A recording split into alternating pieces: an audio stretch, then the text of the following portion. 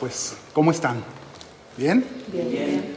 Me da muchísimo gusto estar nuevamente con ustedes para platicar sobre algunos temas pues muy importantes y muy relevantes, ¿ok? Así es que lo primero que quiero comentarles es que lejos esté de mí tratar de levantar polémica o de provocar alguna división.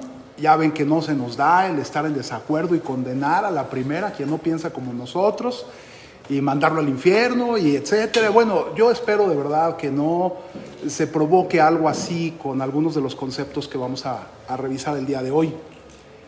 Pero quiero tratar con un tema que es nuestra esperanza, y así nos instruye Pablo, a que nosotros estemos esperanzados y que nosotros estemos gozosos, esperando la venida de nuestro Señor Jesucristo. ¿Cuántos de ustedes están esperando la venida del Señor Jesús? Levanten la mano. Amén. Amén. Todos nosotros estamos esperando la venida del Señor Jesucristo. Y básicamente aquí lo que me gustaría es que revisáramos un poco el tema de este arrebatamiento que está pues tan de moda y tan platicado y tan escuchado últimamente. Sin embargo, ha sido poco estudiado con rigor, ¿ok? La mayoría de nosotros, como lo mencionó Pedro, desde niños aprendemos una doctrina que tiene que ver con un arrebatamiento o un rapto de la iglesia pretribulacional, ¿ok? ¿Qué quiere decir esto?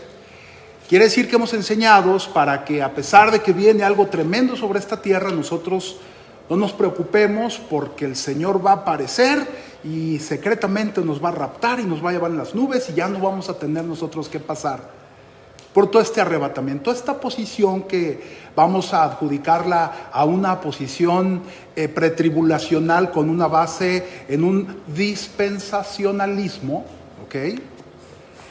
Es la que básicamente ha permeado en la mente del 99% de los cristianos.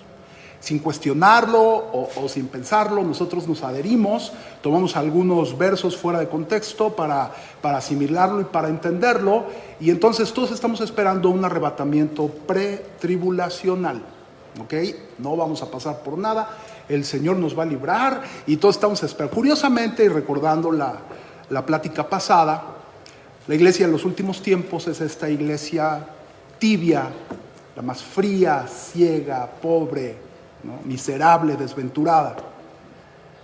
Pero es la iglesia que está esperando que sobrenaturalmente y de la nada venga el Señor y la libre de todo lo que está por venir. Hay otra posición que no tiene que ver con el rapto pretribulacional. Hay otros que dicen, no, el rapto va a suceder en medio de la tribulación. Y también existen muchísimas posturas y textos y no quiero polemizar, es más, si logro despertar un poco de curiosidad en ustedes para que estudien a profundidad este evento dentro de las Escrituras, me doy por bien servido. Voy a hacer una exposición breve y centrado en las Escrituras, porque no es mi intención pararme a platicarles lo que yo opino o lo que yo pienso, sino lo que he descubierto a través de escudriñar las Escrituras con respecto a un tema tan delicado. Hay personas que se cimientan en una postura post-tribulacional, ¿no? Efectivamente va a haber un rapto, pero va a ser después de toda la tribulación. Pero el 99% de los cristianos estamos esperanzados en y digo estamos porque pues de ahí venimos todos, ¿no? Todos empezamos creyendo esta doctrina y la hemos abrazado, es muy conveniente, muy esperanzadora, y todos añoramos ese tiempo en que Dios venga y nos libre de todo este proceso. Y la verdad no creo que deba de ser un punto de discusión o de diferencias graves entre nosotros. Porque miren, si el rapto toma lugar previo, durante o después, todos los hijos de Dios, los que guardamos la palabra de Dios y su testimonio, nos va a llevar. Y entonces los que pensaban que iba a ser pretribulacional, entonces en el aire se van a voltear, ya ves como si fuera pretribulacional, y todos, no, pues sí tenía razón, pues gloria a Dios. Y va a venir igual el que lo esperaba en medio y el que lo esperaba al final, porque no es un tema en el que se funde nuestra salvación. Sin embargo, cuando yo estaba considerando este tema, otra vez dije, híjole, ¿por qué hablar de esto, no? O sea, si esto, ya los escucho, conozco a mi gente, ¿no? Ya los escucho. condenando y regañando inconformes, y quién se cree y por qué nos habla de esto y si yo creo esto. Y pues últimamente como da lo mismo, si tú tienes el sello de Dios en ti, tú te vas a ir cuando el Señor venga. Entonces, ¿cuál es el problema? ¿Para qué tocamos el tema? Sin embargo, vino a mi atención una palabra cuando al Señor Jesús le preguntan sobre las señales de los últimos tiempos, y todos conocemos y hemos estudiado el capítulo 24 del Evangelio de Mateo, ¿no? Donde habla de las señales de los últimos tiempos. Pero quiero centrarme en 2 versículos, en unas palabras que el Señor Jesús habló con respecto a la iglesia y a la persecución inminente que se está ciñendo sobre la iglesia. En el versículo 9 y en el versículo 10 dice: entonces os entregarán a tribulación y os matarán, y seréis aborrecidos de todas las gentes por causa de mi nombre. Muchos tropezarán entonces y se entregarán unos a otros, y unos a otros se aborrecerán. ¿A quién está hablando? ¿Al pueblo que no es pueblo? ¿A los no creyentes? Nos está hablando a la iglesia, y no le está hablando a los judíos, porque él dice por causa de mi nombre. Y los judíos no han volteado al Señor Jesús. Los que hemos volteado al Señor Jesús son los destinatarios de este versículo. Por causa de mi nombre. Y entonces me llamó la atención porque analizando bien este escenario en el que nos está prácticamente narrando un escenario de tropiezo, porque dice: muchos tropezarán entonces y se entregarán unos a otros. Cuando alguien te traiciona, ¿no?, es alguien que está pegado a ti, cerquita de ti. No lo consideras traición cuando viene de afuera o cuando viene de lejos. Entonces, nada más explorar un escenario en el que dentro del cuerpo de Cristo es inminente la llegada de un aborrecerse, de un traicionarse, de un entregarse unos a otros. Definitivamente es algo que tiene que llamar nuestra atención. Típicamente somos un lugar donde nos congregamos y estamos llenos del amor de Dios y la gracia de Dios, y se nos hace inconcebible un escenario como el mismísimo Hijo de Dios encarnado nos vino a decir, ¿no? Por causa de mí los van a perseguir, los van a entregar a tribulación y los van a matar. No, para mí no, ya muchos lo están rechazando, y no, ya a mí el Señor me lleva el triunfo. Y qué bueno. Yo no quiero provocarles ningún disgusto ni ninguna contrariedad. Simplemente quiero que consideren que el Señor Jesús nos advirtió que iba a haber una tribulación en la que se va a matar a los cristianos, y que entre nosotros mismos, dice el versículo 10, muchos van a tropezar y se entregarán unos a otros, y unos a otros se van a aborrecer. ¿De dónde puede venir este sentimiento? Cuando yo visualizo el periodo de tribulación, y si es que la iglesia tiene que pasar por él, yo me lo imagino como algo en lo que nos vamos a hermanar, nos vamos a abrazar, porque la adversidad te une. ¿Por qué se da este efecto de aborrecerse uno a otro y de traicionarse y entregarse uno a otro? Si la posición del rapto pretribulacional no es la correcta, el 99% de los cristianos se va a sentir traicionado y defraudado por el Evangelio. La mayoría de los cristianos va a sentir que le tomaron el pelo. Porque lo que va a venir sobre la tierra va a ser de una magnitud tal que se van a simbrar propios y extraños, los cristianos incluidos. Cuando los cristianos que esperaban ser raptados vean que por una incorrecta interpretación de la Escritura no fue como ellos lo esperaban, se van a voltear contra el que les compartió de Cristo y le van a decir: me mentiste. Tú me dijiste que el Señor iba a venir y que nos iba a llevar, y por tu culpa ya mataron a mi hijo, y por tu culpa ya me llevan a mí, y por él. Y entonces va a empezar un sentimiento mutuo de aborrecimiento. ¿Qué tan grave puede ser? Tan grave como una incorrecta percepción del arrebatamiento, ¿no? Si alguien empieza a percibir todo lo que está sucediendo y se siente traicionado porque el arrebatamiento no llegó cuando ellos esperaban que sucediera, muchos van a empezar a traicionar a los demás mientras abrazan al sistema de este mundo.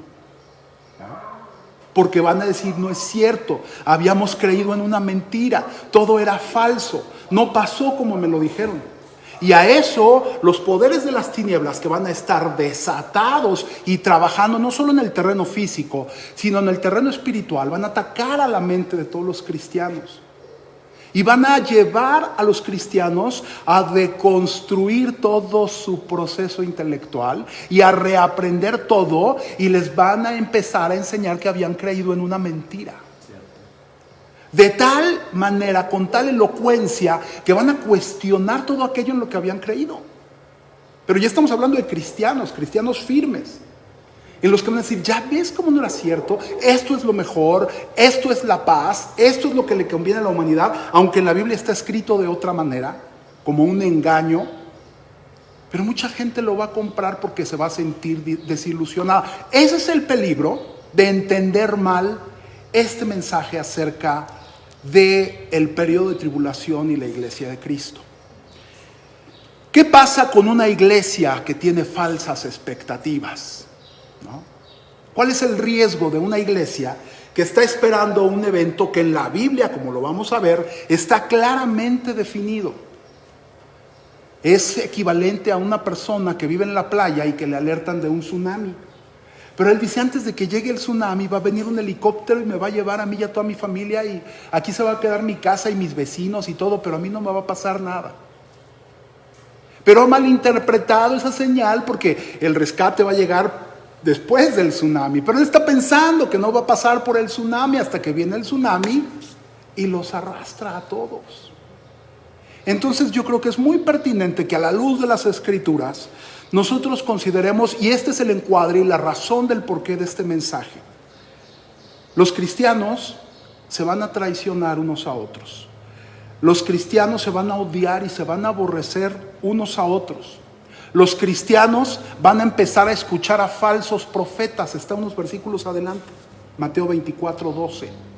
Los cristianos se van a enfriar por la maldad que va a prevalecer. En esos tiempos va a haber un desorden y una maldad cubriendo la tierra, de tal manera que cuando vean eso, y aparte la desilusión de esperar un suceso que no ha llegado hasta ese momento, va a hacer que el amor se enfríe.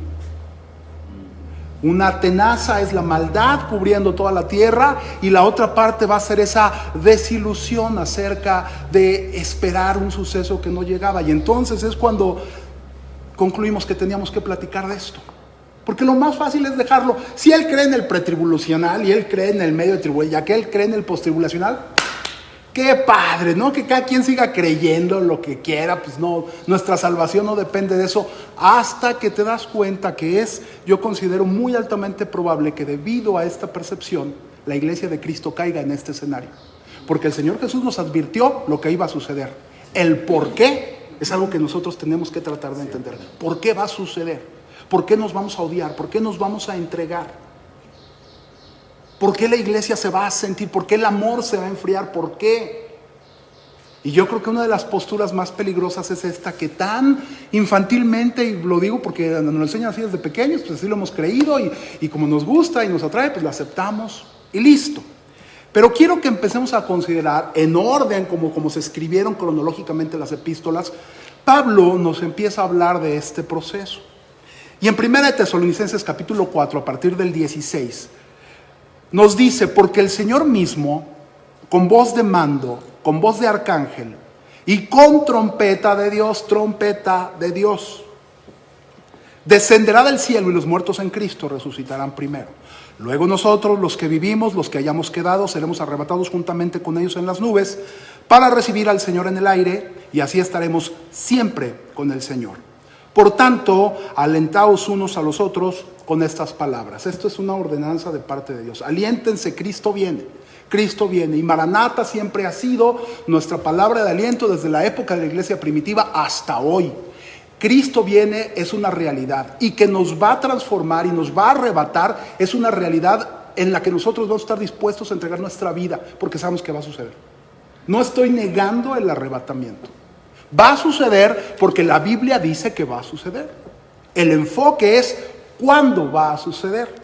Lo escribe en Primera de Tesalonicenses a la iglesia, les manda la carta, pero algo pasa dentro de la iglesia que se empieza a hablar el tema, se hace polémica, el radiopasillo, y entonces en su segunda carta les vuelve a escribir sobre el tema para aclararles bien los versículos que les acabo de leer. Y parece que hubo un malentendimiento porque es muy preciso. En el segundo capítulo, a partir del versículo 1, dice: pero con respecto a la venida de nuestro Señor Jesucristo, y aunque está dirigida a los tesalonicenses, a mí me gustaría que la leyéramos como dirigida para nosotros en el tiempo actual. Ustedes, iglesia, con respecto a la venida de nuestro Señor Jesucristo y nuestra reunión con Él, os rogamos, hermanos, que no se dejéis mover fácilmente de vuestro modo de pensar, ni os conturbéis, ni por espíritu, ni por palabra, ni por carta como si fuera nuestra, en el sentido de que el día del Señor está cerca. En cualquier momento puede venir. En cualquier momento puede venir. Les digo una cosa: nadie sabe el día ni la hora, pero Dios sí nos dibujó el momento del arrebatamiento. No es que va a venir en cualquier momento, porque hay una secuencia de eventos que están clarísimos en la Biblia que tienen que tomar lugar antes del arrebatamiento. Entonces a eso se refiere Pablo cuando está diciendo: ahí andan por ahí mucho, el día del Señor está cerca, y el día del Señor está cerca. Y no me refiero solamente hasta que el Evangelio se predique hasta el fin del mundo. No solo a eso, vamos a ver otras especificaciones más claras. Se tienen que cumplir ciertas cosas para que esto pase. Ya que se hayan cumplido, el día y la hora no lo sabemos, pero sí tenemos que esperar ciertos acontecimientos antes de que esto pase. Nadie os engañe en ninguna manera, porque no vendrá sin que antes venga, 1, la apostasía, y 2, se manifieste el hombre de pecado, el hijo de perdición. No puede haber un arrebatamiento hasta que este inicuo se manifieste. Entonces, si yo estoy esperando a que, no, es que ya no lo vamos a ver, y en cuanto nos vayamos, entonces Él se va a manifestar, y aquí Pablo nos está hablando claramente: a ver. No se confundan, tienen que pasar dos cosas: una gran apostasía, no lo vamos a platicar porque no hay suficiente tiempo, pero hasta que no se manifieste el inicuo, el hijo de pecado. Y dice, los siguientes versículos lo definen: quién es, cuál es su perfil. Y entonces al final, hasta el versículo 12, dice: a fin de que sean condenados todos los que no creyeron a la verdad, sino que se complacieron en la injusticia. La manifestación de ese hombre de pecado va a ser, pues, para que todos los que no aceptaron el Evangelio hasta ese momento reciban su parte hasta ese momento. Pero hasta ahí no se ha acabado la labor de la iglesia en cuanto a la predicación y difusión del Evangelio. Porque si ustedes son cuidadosos al momento de leer el libro de Apocalipsis, el avivamiento más grande y el momento en que más almas son agregadas a la iglesia son en la época del anticristo. Juan, inmediatamente después de enunciar el sellado de los 144,000 judíos, inmediatamente después voltea y dice: ¿quiénes son? Y le dicen: estos son los que salieron de la gran tribulación. Y yo vi, y dice, y no se podía contar su número. El periodo de salvación está apenas por delante, el más grande. Yes. Y la iglesia tiene que hacer un trabajo fundamental ahí. Amén. Porque algunos pensamos que va a venir Cristo y se va a cerrar la puerta del arca, y los que creímos vamos a ser arrebatados, y ahora sí todos a sufrir por pecadores y que les caiga la gran tribulación. Y la gran tribulación va a ser el periodo en el que más gente va a ser salva en toda la época de la historia. Como una bofetada con guante blanco para el enemigo, ¿no? Cuando se le concede su tiempo en la tierra, es cuando más gente va a ser salva en toda la historia de la iglesia. Y la iglesia tiene un papel fundamental ahí. Entonces en 2 Tesalonicenses podemos tener claro a través de la lectura del capítulo 2 que hay ciertas cosas que tienen que pasar. No estén con que ya viene y ya viene y ya viene, porque eso crea una falsa expectativa acerca de todo esto.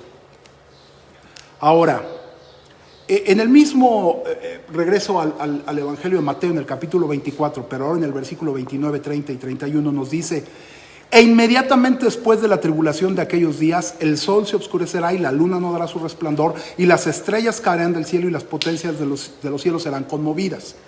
Si ustedes ponen atención cuando leen el libro de Apocalipsis, muchas gracias, si ustedes leen el libro de Apocalipsis con detenimiento, se van a dar cuenta que esto está perfectamente profetizado y estructurado. El libro de Apocalipsis no es un libro escatológico con figuras inentendibles y es el libro más estructurado, créanme, es el libro más estructurado, más bien diseñado, más claramente definido, porque le pone un orden a todas las cosas. Y lo que está hablando aquí el Señor Jesucristo lo está hablando antes. Bueno, su discípulo todavía estaba ahí con él, Juan lo estaba escuchando, era joven y bello, ¿no? Y es hasta que ya está viejito, 100 años después, que escribe el libro de Apocalipsis. ¿Y qué creen que narra en el libro de Apocalipsis? Este versículo 29 que nos habló el Señor Jesús. Y dice el 30: entonces aparecerá la señal del Hijo del Hombre en el cielo. Y entonces lamentarán todas las tribus de la tierra y verán al Hijo del Hombre viniendo sobre las nubes del cielo con poder y gran gloria. Todas las tribus de la tierra lo verán. En ningún lado yo veo que va a ser un rapto discreto, que nadie va a ver, que se lo van a atribuir a los ovnis, que es que van a ser, quién sabe, en ningún lado. Aquí dice que toda la tierra lo va a ver, todas las tribus de la tierra lo van a ver. Y enviará a sus ángeles con voz de trompeta, repito, con voz de trompeta. Y juntarán a sus escogidos de los 4 vientos desde un extremo del cielo hasta el otro. Mateo 24, del 29 al 31.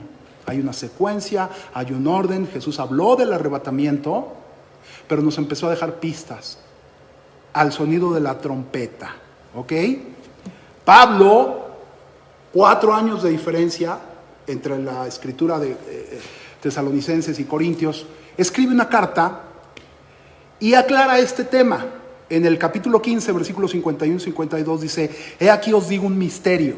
Ojo, porque Pablo nos está diciendo, pongan atención porque les voy a revelar un misterio. Entonces como que todos decimos, pues vamos a ver de qué se trata este misterio. No todos dormiremos, pero todos seremos transformados. Entonces, ¿es un misterio o no es un misterio? Porque si es misterio, pero ya no lo está revelando, entonces si es un misterio o no es un misterio. Pero Pablo lo identifica como un misterio. Les voy a compartir un misterio. El misterio es que no todos nos vamos a dormir, sino que todos seremos transformados. Eso sí lo creemos. Y nos dice el versículo 52, en un momento, en un abrir y cerrar de ojos, a la final trompeta. Aquí por primera vez pone en secuencia el sonido de la trompeta, a la trompeta final. Y el único lugar donde encontramos que se mencionan trompetas en la escritura es cuando se menciona la primera, segunda, tercera, cuarta, quinta, sexta y séptima trompeta en el libro de Apocalipsis. Y aquí Pablo nos aclara, en un momento, en un abrir y cerrar de ojos, a la final trompeta, porque se tocará la trompeta y los muertos serán resucitados incorruptibles y nosotros seremos transformados.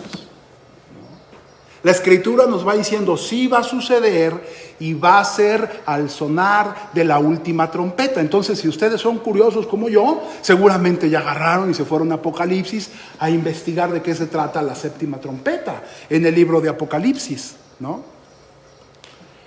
Y déjenme les explico rápidamente, ustedes estudianlo después con mayor precisión. Entra el anticristo como el primer jinete famoso del Apocalipsis. Entra el anticristo y vienen 3 jinetes siguiéndolos, ¿no? Estos 3 jinetes que le siguen son el hambre, la muerte, la destrucción total. Van siguiendo al anticristo. Esa es la llegada del anticristo, ¿ok? Pero inmediatamente después de estos jinetes, Dios le empieza a mostrar a Juan cómo se empiezan a quebrar 7 sellos sobre un documento escrito por un lado, por el otro, tenía mucho contenido y no vamos a entrar sobre el contenido de ese rollo, sino simplemente la Biblia habla de 7 sellos y cada vez que se abre un sello empiezan a pasar cosas tanto en el cielo como en la tierra. Cuando se abre el último sello, se abren 7 trompetas. ¿Ok? Todo tiene una estructura y un orden. Y este sonar de las 7 trompetas, empieza la primera trompeta, la segunda, la tercera, la cuarta, la quinta, pero cuando empieza la quinta, un ángel dice: ay de los moradores de la tierra, por las 3 trompetas que están por sonar. Las primeras trompetas es algo impresionante. Demonios manifestándose en esta dimensión. Una guerra que a mí me suena a algo biológico, ¿no? En el que se destruye una tercera parte de la humanidad. Son tremendas las primeras trompetas. Pero Dios considera a las 3 restantes trompetas y se les conoce como los 3 ayes, ¿no? Entonces, la quinta es el primer ay, la sexta es el segundo ay, y la séptima trompeta, que es considerada el tercer ay, ¿no? Cuando tú vas y lees, algunos ya se adelantaron y están buscando en su Biblia de qué se trata la séptima trompeta. No se trata de ninguna destrucción, de ninguna muerte, de ningún terremoto, sino de los ancianos que están delante de Dios. Y ya no incluye a los ángeles, ni a los seres angelicales. Solamente los ancianos, en esta descripción, van y se inclinan delante de Dios y lo adoran al sonar de la séptima trompeta. Los ancianos, en Apocalipsis, representan a la iglesia. Y es entonces una escena donde los ancianos se postran delante de Dios y le dan toda la gloria y toda la honra. Y la Biblia nos dice que ese es un gran ay, el tercer gran ay. Y entonces, ¿de dónde ese tercer gran ay puede suceder cuando los ancianos están glorificando a Dios en los cielos? Dice la Escritura, versículos más adelante, que cuando Juan escuchó las trompetas, se dispuso a escribir todo lo que había visto. Y Dios le dijo: no lo escribas. Esto no lo escribas porque está sellado. Y no lo escribe. No escribe todo lo que ve cuando suena la séptima trompeta. Por eso podemos concluir que la venida de nuestro Señor Jesucristo, y cuando nos tome y que todo ojo lo vea, va a venir acompañada de cosas que Dios no quiso que fueran reveladas, pero tenemos el antecedente de que es catalogado como un gran ay. Tratar de elucubrar sobre en qué consistirá es pérdida de tiempo, porque el Señor dijo: no lo escribas, y no lo vamos a hacer. Simplemente podemos concluir de que va a pasar algo tremendo, porque es un gran ay, y ese momento es el que, desde mi perspectiva, tiene lugar el arrebatamiento. Desde que se enuncia la sexta trompeta, se anuncia que viene el séptimo, el misterio de Dios va a ser consumado, como fue anunciado a todos sus siervos, los profetas, ¿no? Si ustedes me acompañan en este libro de Apocalipsis, antes de que hable precisamente del séptimo sello, en el capítulo 10, versículo 7, dice: sino que en los días de la voz del séptimo ángel, cuando él comience a tocar la trompeta, el misterio de Dios se consumará, como él lo anunció a sus siervos los profetas. Pablo nos dijo: les anuncio un misterio, y anunció el arrebatamiento, porque dijo: no todos dormiremos, sino que seremos transformados. Cuando Pablo anuncia un misterio, anuncia el arrebatamiento. Y en Apocalipsis, cuando está hablando de una trompeta antes de la séptima, nos aclara: en los días de la voz del séptimo ángel, cuando él comience a tocar la trompeta, el misterio de Dios se consumará, como él lo anunció a sus siervos, los profetas. Dios es muy claro a través de toda la Escritura con respecto a la venida de nuestro Señor Jesucristo. Y ustedes pueden estar de acuerdo o no en esta postura. Muchos ya están trayendo versículos: pero es que Dios promete librarnos de la ira. ¿Y dónde están? Orad para que seáis tenidos por dignos de ser librados de la ira. Por supuesto que es verdad y es correcto, y así va a suceder. Pero saben que hasta la séptima trompeta, todo han sido llamadas de atención para que el hombre se arrepienta. Porque se muere una tercera parte de los hombres, una tercera parte de las aguas es dañada, una tercera parte del sol y la luna, y todo eso son apenas llamadas de atención. El gran día de la ira apenas está por venir. Y después de la séptima trompeta, entonces se habla de 7 copas. Y son las 7 copas de la ira de Dios. Y ahí es cuando ahora sí, olvídense. Porque va a ser la consumación de la ira de Dios. Y ahí sí les puedo confirmar que la iglesia ya no va a estar ahí. Y así nos lo dice la Escritura. Ya no vamos a estar ahí. En el capítulo 15 de Apocalipsis, fíjense lo que dice en el versículo 1. Y vi en el cielo otra señal grande y admirable. 7 ángeles que tenían las 7 plagas postreras. Porque en ellas se consumaba la ira de Dios. Es de esa ira de la que Dios ha prometido librarnos. Ahí se va a consumar la ira de Dios y ahí ya no vamos a estar. ¿Por qué? Porque el siguiente versículo nos dice inmediatamente después: vi también como un mar de vidrio mezclado con fuego, y a los que habían alcanzado la victoria sobre la bestia y su imagen y su marca y el número de su nombre, en pie sobre el mar de vidrio con las arpas de Dios. Entonces Juan ve una escena en la que está a punto de derramarse y se empiezan a derramar las copas de la ira sobre la tierra. Y si ustedes revisan, porque es rápido, las copas ya son destrucción total. Se mueren todos los organismos vivos del mar, ¿no? La gente se empieza a pudrir viva por causa de la marca de la bestia, ¿no? Se les va a salir de control y se van a pudrir vivos. Leanlo en las copas, ¿no? Y ahí sí ya no vamos a estar aquí. Va a ser una decadencia total. Cada una de las copas van a ser derramadas.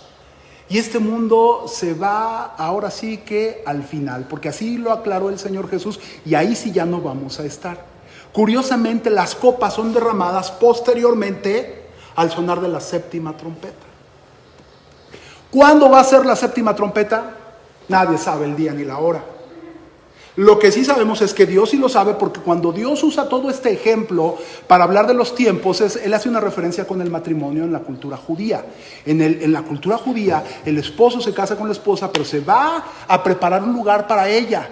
Y mientras está preparando este lugar, tiene que esperar por el visto bueno del padre para que le diga: ya está bien este lugar para que vayas y traigas a tu esposa. Pero no es cuando el hijo quiera. El hijo no puede decir: ya está listo esto, ahora sí voy por mi novia y ya lo voy a hacer como yo quiera. No, dentro de la tradición judía es el padre el que dice a la de sin susto: ve por tu novia. Y como los judíos son bien románticos en ese tema, les da por llegar de noche, ¿no? Y entonces van anunciando y van avisando: ahí va el novio, ahí va el novio. Y entonces la novia, que tiene que estar lista porque no sabe en qué momento va a llegar el novio, siempre tiene que estar bien arreglada y bien peinada, y sus amigas con ella, y están esperando porque entonces llega la comitiva que viene desde 3 cuadras, van haciendo escándalo, y entonces se prepara la novia y viene el novio y se la lleva bien romántico y se la lleva a su lugar. Bueno, eso es como se celebran las bodas entre el pueblo judío. Y esa es la misma secuencia que está ocupando Dios para anunciarnos cómo va a ser la venida de nuestro Señor Jesucristo. Por eso dice el Señor Jesús: yo no sé ni el día ni la hora, porque es el Padre el que me va a decir cuando: hijo, ya ve por tu iglesia, ya ve por tu novia, ve por tu esposa, para que inmediatamente después celebremos las bodas del Cordero. Y sí, vamos a estar nosotros celebrando las bodas del Cordero mientras las copas de la ira se están derramando sobre este mundo. Y entonces es cuando vamos a estar celebrando todos, pero el día y la hora nadie lo sabe. Pero la Biblia, no en vano, Dios nos dio una secuencia de eventos y de descripción gráfica sobre todo lo que va a pasar. El motivo de hablar sobre este tema y de reflexionar sobre este tema, si está escrito lo que va a pasar a pesar de que nosotros estemos alertas o no. Pero el motivo de platicar sobre este tema, que puede resultar tan controversial, es que haya algunos pocos de entre los que escuchen esta plática, algunos pocos, que de verdad puedan recapacitar para estar listos para ese momento y no sean los que traicionen a su hermano, no sean los que aborrezcan a su hermano, no sean los que entreguen a su hermano, porque de que va a pasar, va a pasar. Pero puede ser uno de los últimos llamados para que aquellos que están en vías de convertirse en esos traidores, en esos aborrecedores de sus hermanos, porque lo dijo el Señor Jesús, reflexionen sobre este tema y consideren, Señor, ¿y si es cierto lo que está diciendo esta persona? ¿Y si es cierto lo que está diciendo David aquí, de que efectivamente es hasta la 7ª trompeta y yo no me voy a sentir desilusionado, avergonzado? No le voy a dar lugar a este mundo, no voy a dudar de ti. Y si ustedes hacen una reflexión y reconsideran, venga lo que venga, de todas maneras yo te voy, cantamos un canto, yo te amaré y te adoraré, no importa lo que pueda venir. En ti, Señor, siempre confiaré y te amaré hasta el fin, ¿no? Eso tenemos que cantar en nuestros corazones, no importa, Señor, lo que pueda venir. Líbrame de aborrecer a mis hermanos, de traicionar a mí. Yo no quiero ser de esos, porque ya están entre nosotros. Los que van a decir, él era el que predicaba y decía esto, él era el que enseñaba esto, él es el que cree en esto, entre nosotros van a estar. Y la única intención de traer a la mesa este tema no es crearles polémica, nos encanta, ya los escucho a todos hablando y dicen, no, si no estás de acuerdo está bien, nada más trata de hacer lo mejor que esté en ti para no convertirte en ese pequeño grupo de los que van a aborrecer a su hermano y van a entregar a su hermano y vas a escuchar a falsos profetas y el amor que hay en ti de Dios se enfría a causa de la maldad y de la decepción que alguna vez pudieras haber llegado a sentir. Este mensaje tiene como objetivo hablarle a la iglesia de Cristo, a la iglesia de Cristo, ¿no? Para que nosotros estemos preparados, porque esta es una advertencia, el Señor nos lo está diciendo. Se va a poner complicado dentro del cuerpo. Los mismos hermanos se van a obedecer, se van a aborrecer, se van a traicionar, se van a entregar, se les va a enfriar, van a escuchar a falsos profetas dentro de la iglesia. Y si esto pudiera servir como una advertencia para prepararnos para lo que va a venir, y pudiéramos comentar en familia, en grupo, con las personas que comentamos nuestros temas de la Biblia y decir, oye, ¿y si de verdad en lo que hemos estado esperando no sucede como ha sucedido? ¿Y si de repente nos encontramos en medio de la manifestación del inicuo, ¿no? Y lo vemos que empieza a perseguirnos y se está cerniendo un aborrecimiento sobre el cuerpo de Cristo? Porque nosotros que vamos a rechazar el sistema de este mundo, el sistema de este mundo va a tener mucho sentido para la humanidad, no va a venir como una imposición diabólica o demoníaca, no. La imposición del sistema de este mundo va a llegar como la solución más lógica, más humana, más pertinente para este mundo. Y la única razón por la que nosotros vamos a rechazar el sistema de este mundo es porque Dios nos advierte en la Biblia de que va a venir. Y entonces, por eso, nos van a decir, resulta que ustedes, que no quieren aceptar este nuevo sistema, que nos va a ayudar a combatir el narcotráfico, que nos va a ayudar a combatir el secuestro, la inseguridad, el lavado de dinero, la evasión de impuestos. Ustedes lo rechazan y resulta que son los que odian las preferencias, o sea, tienen discursos de odio contra las preferencias sexuales distintas y son los que repudian tales cosas y los que no nos dejan sentir o hacer tales cosas. No, definitivamente ustedes no deben de estar sobre esta tierra, porque son un lastre para esta tierra. No los necesitamos, no los queremos. Y toda la gente con dos dedos de frente, con un poco de inteligencia, van a decir, sí, los cristianos están caducos, no tienen lugar en este mundo. Y Apocalipsis nos aclara que los que van a ser martirizados no son aquellos que se congregan en tal congregación o que van a tal instituto bíblico o que se dicen cristianos o que traen en su carro un pescadito. No, la Biblia dice que los que van a ser martirizados son gente que tenga dos cosas por causa de la palabra de Dios y del testimonio de Jesucristo. Son dos cosas que se va a buscar que prevalezcan en ti. Y si tú te aferras a la palabra y al testimonio de Jesucristo, este mundo te va a aborrecer porque así está escrito. Te va a aborrecer porque vas a representar el último remanente de todo aquello que a ellos les incomoda y les estorba. Si ustedes leen, y con esto termino, en el Salmo 2, los primeros versículos, que son unos versículos proféticos, nos dicen tal cual: ¿por qué se amotinan las gentes y los pueblos piensan cosas vanas? Se levantarán los reyes de la tierra y príncipes consultarán unidos contra Jehová y contra su ungido diciendo. Fíjense, aquí nos habla de que se van a juntar los reyes de la tierra. Eso todavía no ha sucedido. Ya tenemos una organización de las Naciones Unidas, pero no se han metido en estos temas todavía. Pero aquí nos avisa, se van a juntar los reyes de la tierra y van a hablar contra Jehová y contra su ungido. Van a hablar contra el cristianismo, porque el ungido es Jesús. Eso es lo que quiere decir Cristo, ¿no?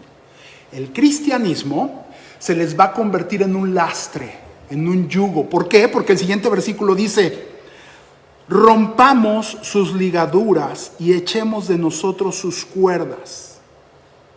Los reyes de la tierra se juntan y hablan contra Dios y contra Jesucristo y dicen: rompamos sus ligaduras. ¿Cuáles ligaduras? El pensamiento occidental o los fundamentos ideológicos de Occidente están construidos sobre unas bases greco-romanas, judeo-cristianas.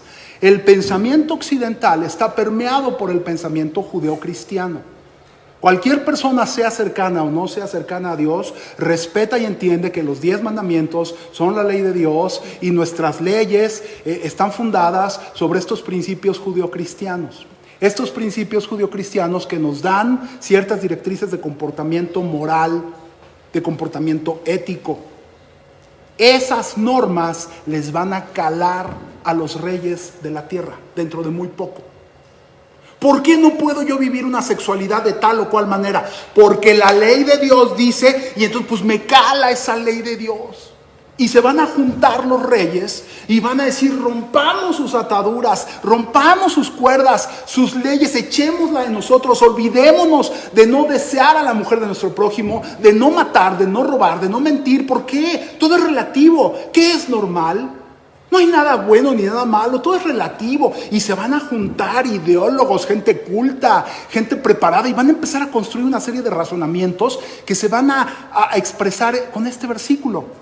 Rompamos sus ligaduras y echemos de nosotros sus cuerdas. Se van a tratar de quitar la ley de Dios de encima, que es lo que hasta el momento los tiene todavía de alguna manera detenidos. Y el versículo 4 nos describe lo que pasa en el cielo. El que mora en los cielos se reirá, el Señor se burlará de ellos. Yo me imagino diciéndole a la raza humana: ¿qué eres sin mi ley? La diferencia entre los hombres y las bestias es mi ley que te enseñó a no robar, no matar. Los 10 mandamientos marcan la diferencia entre los hombres y las bestias. Y ahora le juegas al sabio y vienes y te quieres quitar de mí estas ataduras. Después de que el Señor se ríe de ellos, dice el versículo 5, luego hablará a ellos en su furor y los turbará con su ira. Y nos vamos a Apocalipsis. Y en Apocalipsis entendemos que toda esta turbación se va a dar en épocas en las que el que va a materializar estos versículos es el anticristo, ¿no? Va a juntar a todos los reyes de la tierra, sacudámonos estas cuerdas, estos principios, son unas cuestiones de leyes morales, de principios intelectuales, de entes de razón, no son cosas físicas, que el hombre se va a querer sacudir. Y se van a rebelar contra Dios y contra su ungido, contra Dios y contra Jesucristo, por ende contra todo el cristianismo. Y nosotros como iglesia tenemos que estar listos para ese escenario. Dios ha prometido guardarnos, aún dentro de las trompetas, cuando vienen los seres directamente del infierno, porque el enemigo cae al foso del abismo, abre las llaves, le dan las llaves del abismo, abre el abismo y surgen directamente demonios. Así los describe la Biblia, porque aclara que tienen por príncipe sobre ellos al príncipe del Hades, ¿no? Y salen esos seres y empiezan a castigar físicamente a todos los seres vivientes. Y se le da la orden expresa: castígalos a todos, menos a los que tienen el sello de nuestro Dios en sus frentes. Podemos nosotros deducir que si nosotros pasamos por esa época y nos toque ver un escenario tan brutal, nosotros vamos a estar confiados delante de Dios, porque va a pasar el enemigo y no nos va a poder tocar. Yo veo protección de Dios aún dentro del periodo de la tribulación. Es un periodo en el que Dios va a tratar con esta última iglesia adormilada, tibia, pobre, miserable, que está esperando que Dios la libre. A las iglesias primeras que son fuertes, que eran sacrificadas, que eran esforzadas, que trabajaban, las hizo pasar por tribulaciones. Y a esta, curiosamente, que es la que Dios describe de esa manera, se me hace un poco incongruente que usted sea la que esté esperando. No, pero dentro de mi mediocridad Dios me va a venir y me va a sacar y me va a llevar. Yo creo que viene un periodo, sí, de avivamiento. Yo creo que viene un periodo de grande crecimiento para la iglesia. Nosotros vamos a ser ese brazo que Dios necesita en la tierra para llevar a cabo todo lo que en el libro de Apocalipsis está descrito. Simplemente prepárense por si el arrebatamiento pretribulacional no toma lugar. Su fe no puede estar basada en eso. Si ven que no sucede, no se pueden enfriar. Por otro lado, si he logrado levantar un poco de su curiosidad con respecto al tema, pues no es mi persona, no quiero tener una discusión personal con nadie, ni me interesa. Véanlo con la Escritura. Y con la Escritura, por favor, si ustedes quieren abordar conmigo, con la Escritura en mano, sustenten su punto de vista. Porque la Escritura se confirma a lo largo. Hay una postura sobre una predicación expositiva de la palabra de Dios que consiste en predicar solo un versículo y toda la profundidad del versículo y no salirse de ese contexto. Es bueno y es muy interesante y muy bonito, pero eso es un reduccionismo de la Escritura, porque Dios definió, no el ser humano, Dios definió hablarnos salpicadamente a lo largo de toda la Escritura de un mismo evento, de un mismo tema, a través de cientos de años de diferencia en la Escritura. Entonces, si Dios prefiriera la modalidad expositiva de la palabra, en la que voy versículo por versículo y prohíben que me salga ese versículo para explicar ese mismo versículo, estaríamos en contra de Dios mismo. Porque tú encuentras a Dios como ahorita en el Salmo 2, platicando de eventos que van a pasar en Apocalipsis, y en Mateo 24, y en Corintios, y en Tesalonicenses, y estamos hablando de diferentes temas, y todos están perfectamente ligados.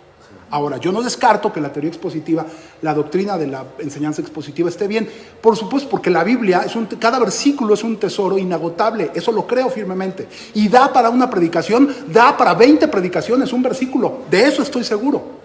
Pero tampoco puedo excluir, no se excluyen mutuamente la explicación expositiva y una explicación en la que podamos tomar diferentes versículos que nos aclaren o nos traigan luz sobre un mismo concepto, porque Dios así lo escogió hacer en la Biblia.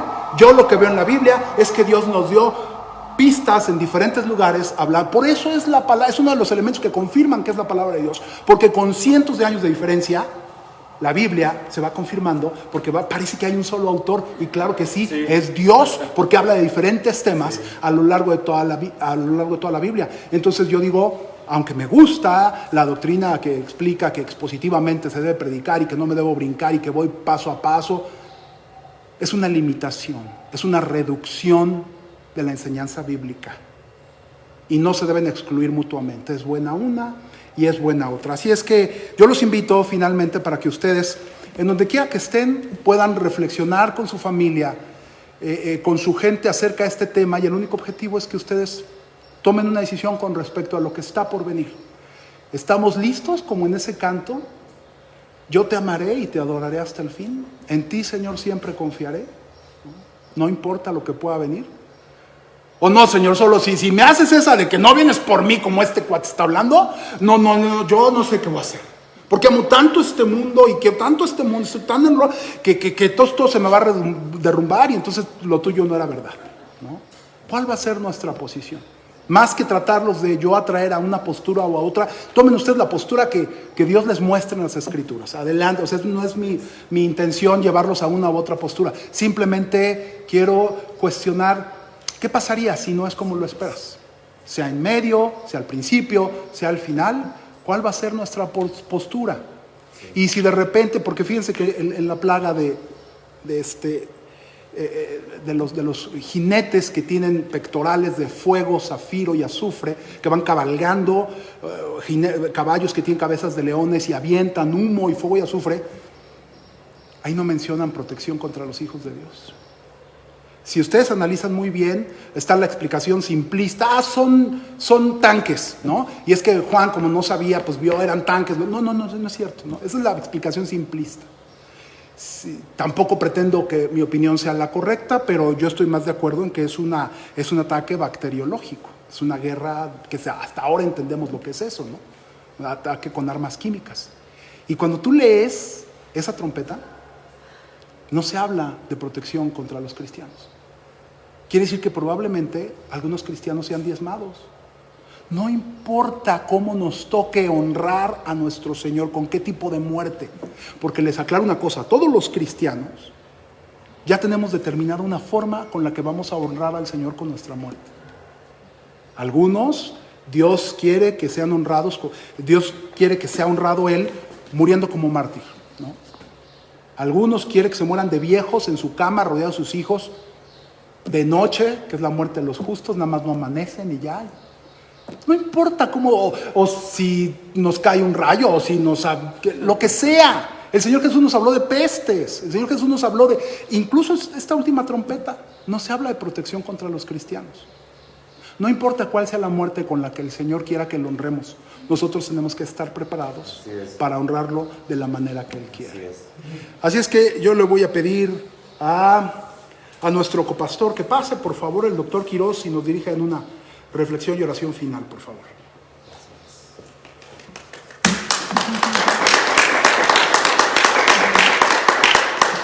Pues bueno, pues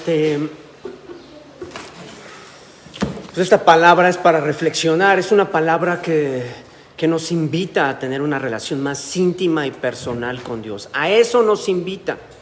Ya independientemente de la postura y querer atinarle al punto, coma y todo eso, yo creo que eso no es el propósito de Dios. A mí siempre, la Biblia siempre habla, las ovejas escuchan su voz y obedecen. O sea, si tú escuchas la voz de Dios independientemente de la circunstancia que te rodea, porque ahorita mucha gente está viviendo cuestiones muy duras, está viviendo cómo mueren sus familiares, estás viendo cómo tu esposo, tu papá, tu mamá falleció y ya está, si era cristiano y bueno, estaba agarrado de él, ya está con el Señor o no, en fin, ahorita ya hay mucha gente que está viviendo cosas muy difíciles.